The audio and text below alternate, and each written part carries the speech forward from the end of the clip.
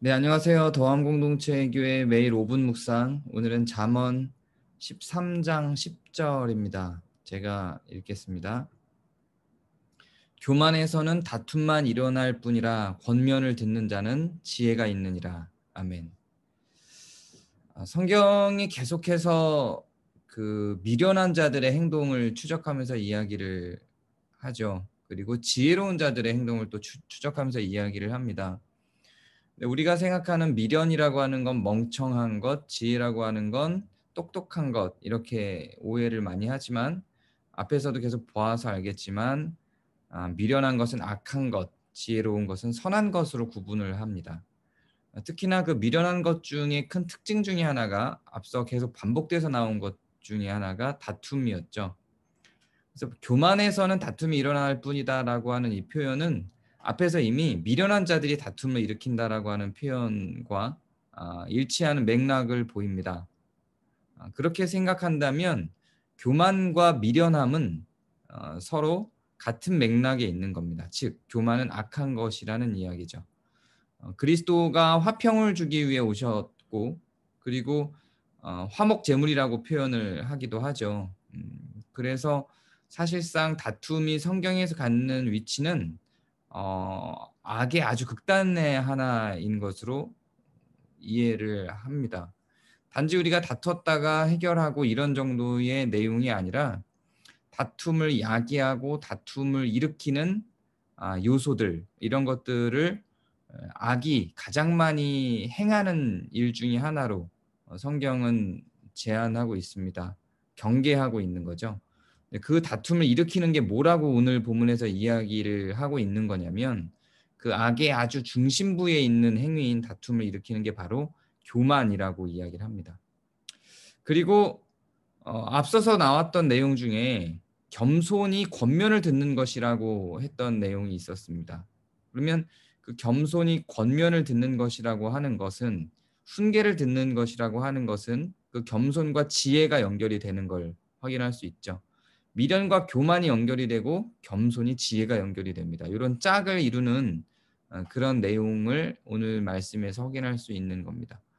결국 어, 권면을 듣는 자가 겸손한 자라고 한다면 그 겸손한 자가 지혜로운 자라고 하는 어떤 등식 같은 것이 또 성립이 되기도 하죠. 권면을 듣는다는 것은 그냥 나는 바뀌지 않는데 누군가 하는 이야기를 듣는 자세만을 의미하는 게 아니에요. 그게 아니라 권면을 듣는다는 것은 나의 태도를 돌아보고 나의 행동을 돌아보고 나의 악함을 돌아보고 실제로 그 권면을 수용하는 걸 의미하는 겁니다. 그래서 권면을 듣는 자가 지혜가 있다라고 하는 것은 다시 말해서 내가 나의 문제를 돌아보고 나를 변화시킬 수 있는 것을 의미하는 겁니다. 선하다고 하는 것은 결국은 나의 것을 주장하는 것보다 나의 것을 변화시킬 수 있는 힘, 그런 능력을 의미하는 것입니다. 우리는 정의가 필요하고 굽히지 않는 대나무와 같은 소나무와 같은 올곧음이 필요하죠.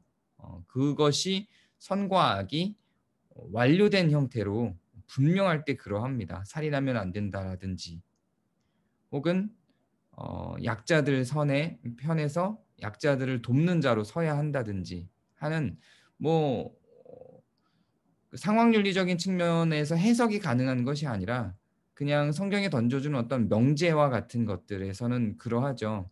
그러나 나에 대한 문제 있을 때 나에 대한 것을 해석의 가능성을 두고 문제가 지적될 때는 어, 권면을 듣는 자로 서야 그것이 우리를 선한 길로 이끕니다. 그것이 지혜이고요. 그것이 의로운 자가 되는 길입니다. 권면과 훈계는 우리를 의롭게 만듭니다. 여기서 권면과 훈계라고 하는 것은 정의의 흔들림을 의미하는 게 아니에요. 내 안에 있는 문제들, 내 안에 있는 악함들을 의미하는 것이죠. 그런 것들에 대한 권면과 훈계가 있을 때 네가 무엇인데라고 생각하는 것보다 어, 나를 돌아볼 수 있는 자세를 갖는 것이 지혜로운 것, 선한 것입니다.